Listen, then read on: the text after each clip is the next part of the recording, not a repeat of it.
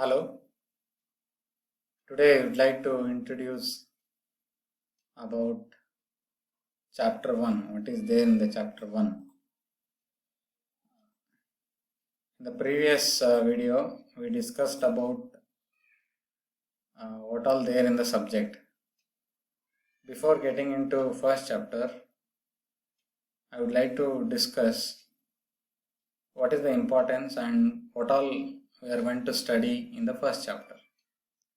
As I already discussed in the last introductory lecture,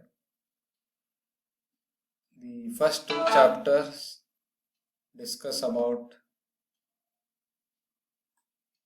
a microcontroller called PIC16F877. So how it is different from 8051? 8051 you already studied in the last semester. With respect to that, how it is different, that is what I am going to cover it in this lecture. First point, we have to start with whether it is Harvard architecture or von Neumann architecture. So you might have studied the difference between Harvard architecture and von Neumann architecture during the basic computer programming. So again we are going to deal that topic in depth. So what is the difference between Harvard and von Neumann architecture? Also we are going to discuss, which is not mentioned in this topic, that is the difference between RISC and CISC, reduced instruction set computer and complex instruction set computer. So what is the difference between RISC and CISC? We are going to study that topic as well, and how pipelining will be useful and necessary to improve the throughput of the RISC computer. That topic is also going to be studied.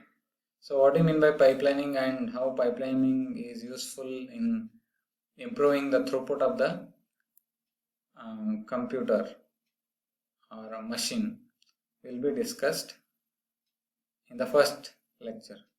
In the second lecture, we are going to study architecture of PIC16F877A, though the topic is not mentioned, which is very much part of the chapter.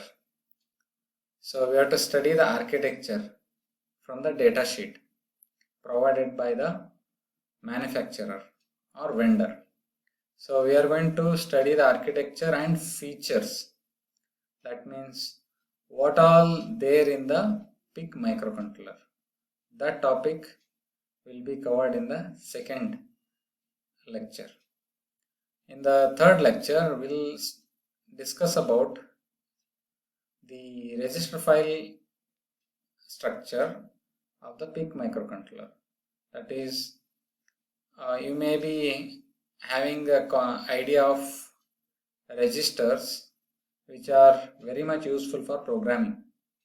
However, the concept of physical registers is not there in the PIC microcontroller. Though there are some physical registers like W, status, FSR, PC latch and all, the number of physical registers are very less. So what we have is RAM locations, which are useful for the programming. So how the structure will be there in the file register system, how program will be stored in the memory, all those things will be discussed in the third lecture. In the fourth lecture, we are going to discuss about instruction set and addressing modes. You might have studied that addressing modes like immediate, indirect, direct, relative and many more. However, we don't have those many addressing modes because it is RISC. We have only 35 instructions. Those instructions will be studied in the fourth lecture and followed by addressing modes.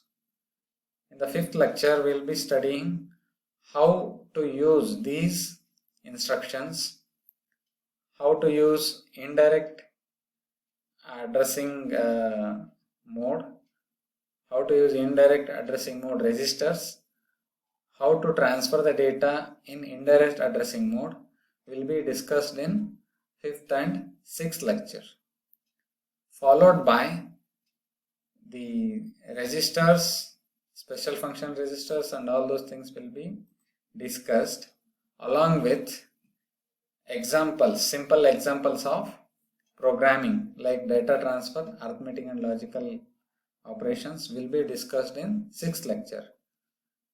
Next, in the last 2 lectures, we'll be discussing about programming. So what all programming will be covered, how different your 8051 and PIC microcontroller programming will be. All those things you will see in the last 2 lectures. So by the end of this, you should be able to write simple programs. I'm not talking about peripherals and interfacing. However, by the end of this, at least you should be able to write simple programs like data transfer and arithmetic and logical operations. So this is all about chapter 1 introduction. So we'll see you in lecture 1. Thank you.